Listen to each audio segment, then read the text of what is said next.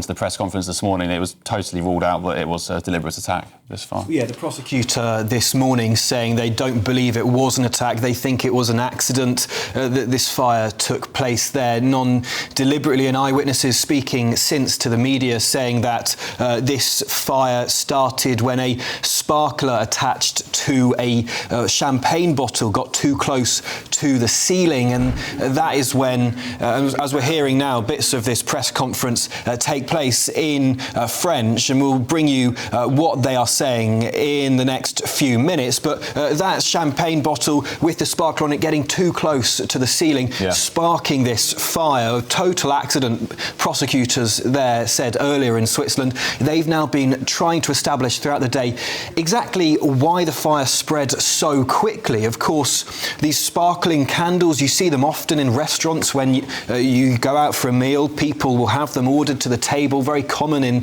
nightclubs as well. It's unclear how that managed to spark a huge, massive fire throughout this entire bottom floor of this bar.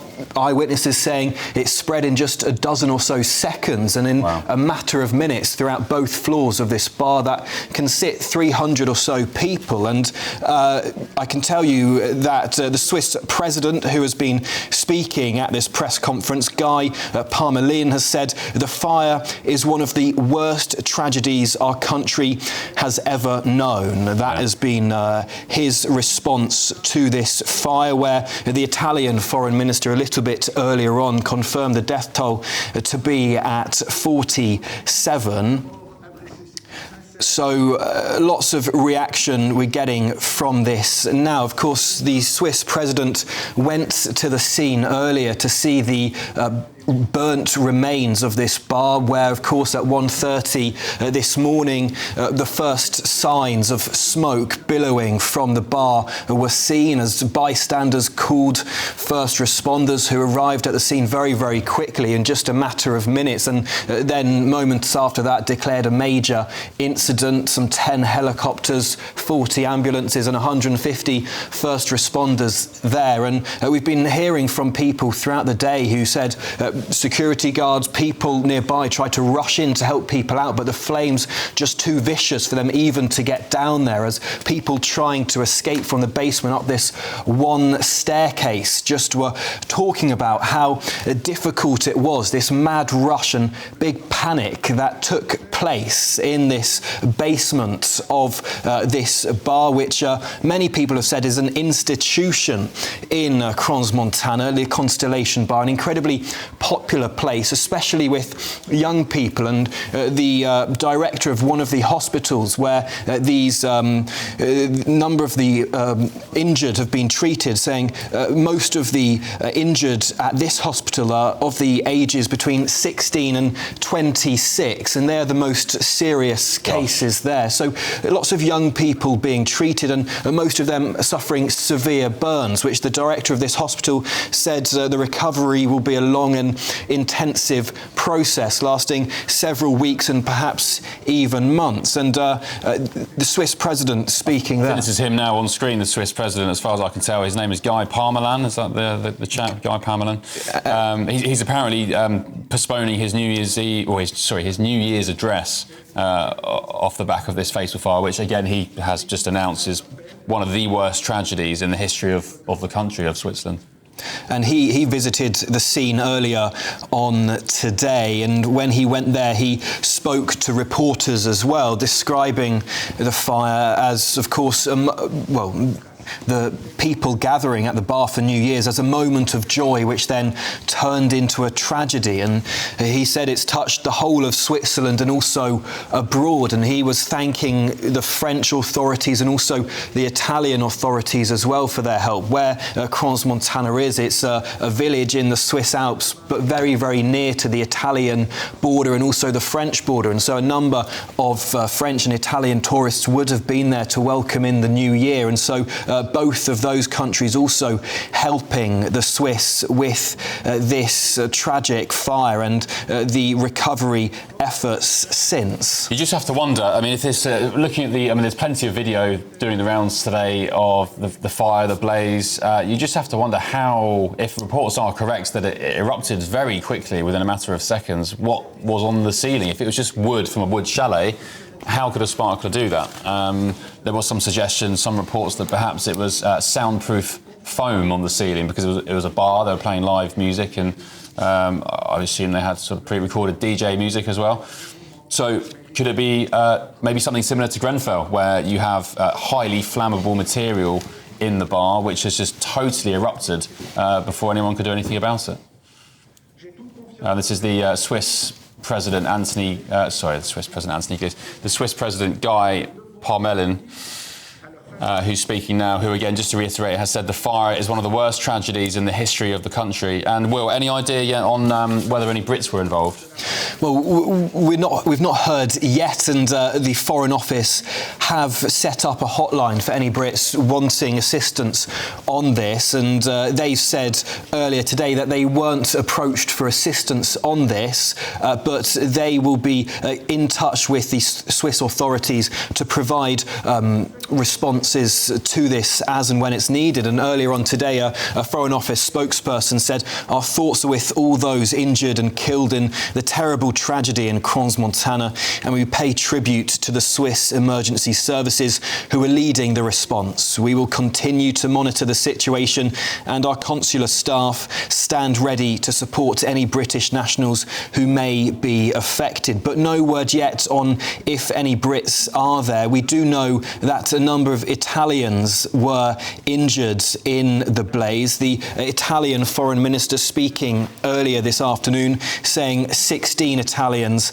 have been reported missing after this fire and about 15 more are in hospital.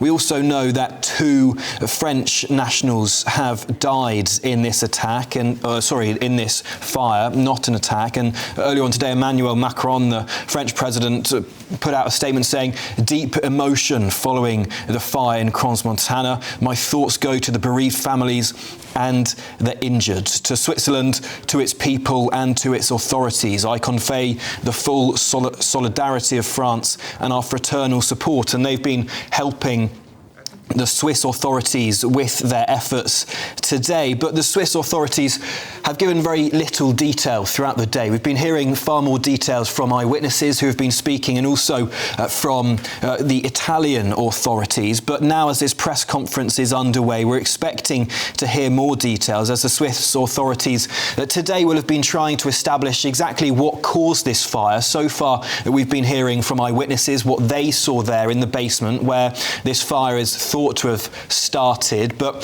those inquiries underway to establish exactly how it started. No doubt the Swiss authorities will have been speaking to these eyewitnesses as well, and they'll also be looking to establish exactly how this fire spread so quickly. As eyewitnesses said, it was just a dozen or so seconds as the fire ripped through the basement. And I can bring you some more things that Guy Parmelin, the Swiss president who was just speaking there at the press conference, he's confirmed that many of the victims were youths. Of course, we know that a number of those injured were 16 to 26 as well, suffering with severe burns, but now confirming a number of the victims were youths as well, the Swiss president there, who's also said that Swiss flags in Bern will fly at half-mast for 5 days as the country enters a period of mourning for what the Swiss president says is one of the worst tragedies the country has ever seen. We're hearing again what they said earlier this morning at this press conference, that tens of people dead, not yet putting a figure on that. That's from the president of cantonal government, Matthias Reynard, there saying tens of people died in this tragic fire that ripped through this bar in the early hours of this morning. At 1:30, of course, some 90 minutes after those there at the bar will have rung in New Year's, and in just a few minutes ripped through the entire bar. Apparently, the Swiss president there was saying that, as you said, Will, many of the lives lost were young people. They were youths, and he says the fire took lives of dozens of people. 47, the latest number, is that right? That's from the Italian foreign minister. And he says, the president, we wish those injured a quick recovery. I mean, you have to think as well, I mean, with so many injured, seriously injured still in hospital, and what was it, 100 plus at the moment? Potentially that death toll could go up. I mean, the president already saying it is one of the worst tragedies in the country's history. And for me, I don't know at the moment. I don't know what caused the fire. Was it reports of a flammable material on the ceiling to soundproof the building? Was it maybe Christmas decorations that were still up? We don't know yet. We'll hopefully find out soon. But for me, it has chilling echoes of Grenfell from some years ago, where more than 70 people, of course, died in that blaze in London. Yeah, it's a terrible tragedy. And I said to you at the top of the show, Will, this is a tragedy of horrific proportions at any time of the year. But when you have so many young people, as you said, 16-year-olds, 17-year-olds, up to sort of 25, young kids still, celebrating the new year, welcoming in a new calendar year with such hope in their hearts, with such joy, out with their friends, having a great time listening to music, and then at the click of a finger, they're gone. It just shows the fragility of life, and it's very, very sobering. The president now saying the light in the dark is those who came to help, the security services and everybody else who rushed to the scene. So the Swiss president, Guy Parmelin, he says identification of the dead and injured will take some time. And you were talking about that earlier, Will. Yeah, a lot of what we've seen amongst people in Crans-Montana, in Switzerland there, really trying to work out the fate of what's happened to people they know, putting posts on social media, asking if anybody's seen or heard from certain people, loved ones, family members, asking people to reach out, get in touch, put numbers out on their social media if people have seen or heard from these people, many of whom haven't been heard from, known to have been at the Constellation Bar, but now haven't been heard from. And so wanting to know what's happened to them, whether they are injured or have sadly lost their lives. And now the president of the cantonal government, Matthias Reynard, who was speaking a little bit earlier on, saying the identification of those who has died will take some time, and that is because of the severe nature of the burns that the victims sustained, and really identifying people who died in this horrific fire very tricky for forensic analysis, who will be there on the scene at the moment. But also we're hearing from them earlier on saying it's really challenging for them entering the bar, entering the basement floor, because of the fire causing all these structural problems. So not only the challenges of identification taking some time, but also the fact that it's taking some time to even get into the bar and recover those bodies as well. We can bring you some more information from what people have said there at this press conference happening now in French, saying that serious burns amongst those injured who have been transferred to several hospitals. So those hospitals in Switzerland and also in Milan, a number of people transferred to there, where they have these specialised burns units to treat people who have burns injuries. The local hospital nearby to this Swiss Alps village, not really equipped to deal with the injuries that these hundreds or more than 100 people are suffering, many of them very severe burns, and so lifted by helicopter and transported by ambulance throughout Switzerland, where they can receive this specialised care. One director of one of these hospitals giving this care said earlier on just how long the treatment will take. It will take a number of weeks and sometimes even months for people to recover from these severe burns. And at this stage, she was saying earlier, they're not able to assess what risk these patients are in, because they've so far been trying to firstly initially treat these injuries, but also try to identify the victims and also manage to put them in touch with family members, which is proving to be quite tricky and taking some time of the hospital as they continue to process the injured throughout Switzerland. And of course, the people in Switzerland at the moment have all been told today, and no doubt for the coming few days, to avoid taking any risks, because at the moment this is an incredibly popular time for people to travel to Switzerland to go skiing, and of course it's prone to many accidents. Well, authorities telling people, skiers, to avoid taking any risks, to take away any additional pressure that might be placed on hospitals, who are all focusing as we start 2026 on treating these people who have these burns, horrific burns, after this terrible fire yesterday. And Ben, there's been some more comments from this press conference as well, saying the drama is without precedence, and I've met some families in the last few hours and promised them our support. So that's come there from the Swiss authorities, trying to issue some reassurance to those people who we've seen on social media very distressed at the moment, not quite sure the fate of their loved ones, whether they have been moved to hospital and are injured, or whether they have succumbed to this horrific fire that ripped through this bar last night. And confirming now at the press conference, it was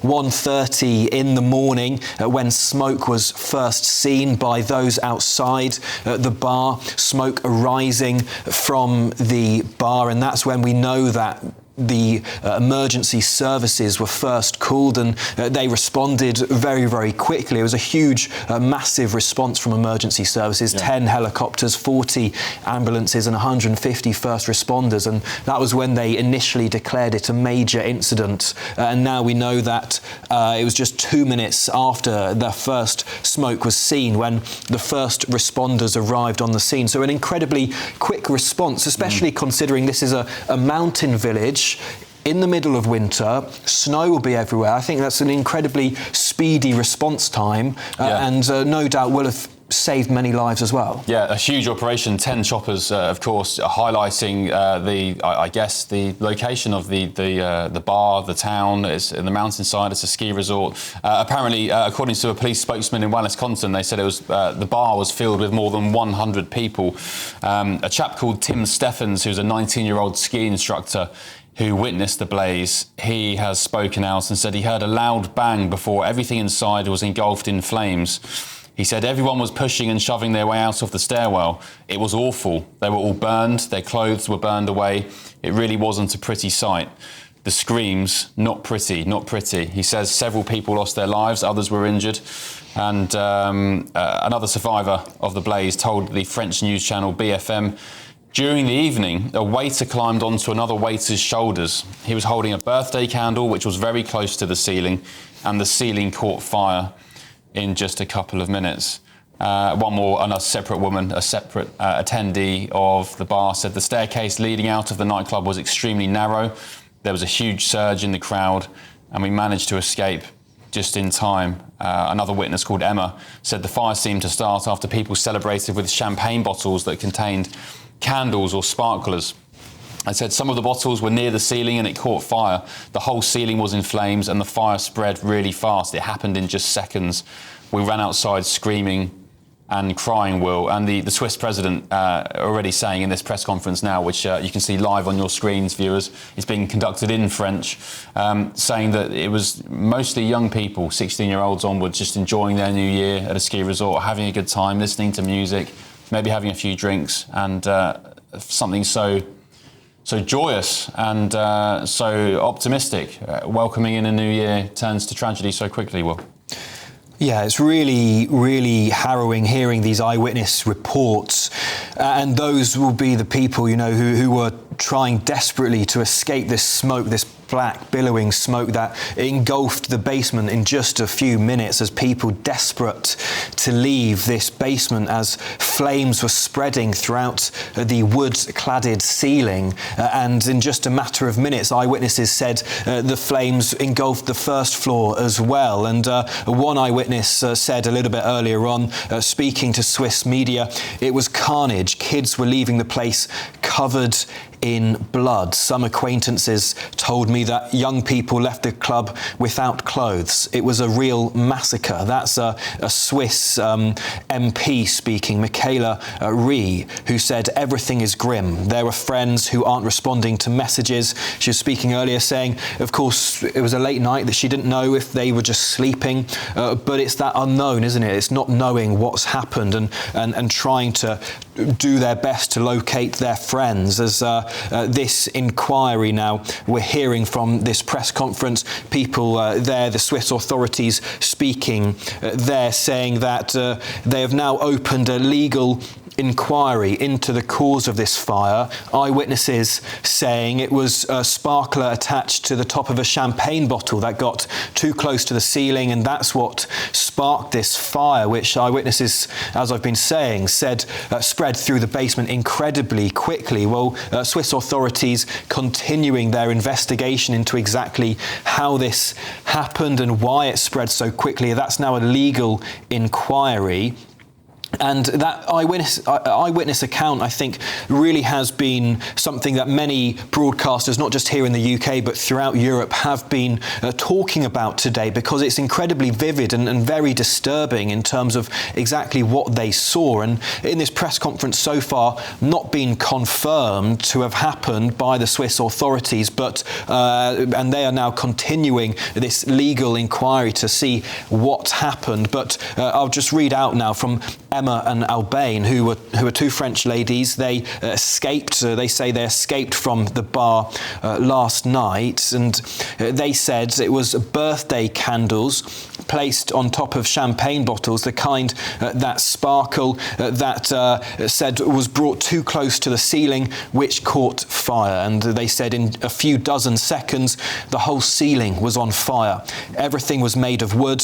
One of the women said. Another one said, panic quickly set in when people started seeing these flames. People were screaming and running in the basement. The exit door, they said, was quite small compared to the number of people there in the bar, and someone broke a window so that people could get out, and people not only fleeing up the stairs but fleeing out of a window as well, with those broken glass shards, as people desperate to leave. Maybe that is what caused people to be covered in blood, as well as the fire, of course, and these burns as they were setting in. As another eyewitness said, that lady there saying, in the panic, she was thrown down the stairs by the surging crowd, desperate to leave, and she injured her knee, but perhaps pleased to have that be her only injury, knowing that she was not having the worst of these injuries that we're hearing now, because another eyewitness saying that suddenly the bar was filled with a huge cloud of black smoke, saying they couldn't breathe. This is Axel and Nathan, who are in the bar last night, they say, and they said the windows were jammed, and actually it's Nathan who said he thought he was going to die, but managed to kick the glass and it fell, and that's how they got out. But they're still waiting for news of what their friends' conditions are in, like so many other people there in this Swiss resort. And that's the other tragedy of this horrific fire, is that because of, as you've mentioned, Will, the extensive damage to the building caused by the fire, the fact that, unfortunately, sorry to say, some of the injuries of the deceased are so bad, identification is making it hard work. And that means you've got youngsters, you've got 16, 17, 19, 20-year-olds just waiting at the scene, families, friends who are missing, and waiting to hear the news, maybe the inevitable news that they didn't want. The Swiss prosecutor Beatrice Pilaud has just announced something where he said there are several hypotheses on the table about the fire's cause, so not yet committing to the reports we've been discussing from eyewitnesses that it was potentially a spark plug lighting the ceiling. Yeah, lots of things on the table there for them, trying to establish how this fire took place as they launch this legal inquiry. And the Swiss prosecutor Beatrice Pilaud also saying their priority is now on the forensic work to be able to identify the victims and return the bodies to their families. And earlier on in the press conference, a Swiss police chief for Valais canton, Frederick Gisler, said it may take several days to return the bodies to their families as this identification process takes place due to the nature of these burns injuries, as they've confirmed around 40 people killed, not giving an exact number yet. Earlier on today, we were reporting that the Italian foreign minister when he was speaking to Sky Television in Italy, saying that the death toll stood at 47. But Swiss authorities in this press conference happening now, speaking in France, saying it's about 40 people killed. Also saying, again, reiterating the fact that about 100 people injured, most of them seriously. So lots of new information were coming now, and they've also said, as they're talking about this legal inquiry opening into the fire, they said, we've retrieved many telephones from the scene to help with gathering evidence, and no doubt that will help them with their hypotheses as they continue to try and establish exactly what caused this fire. They will have no doubt spoken to the eyewitnesses who the media have spoken to, taking their accounts, but now with this phone footage that they say they've got, presumably that will be helping them as well.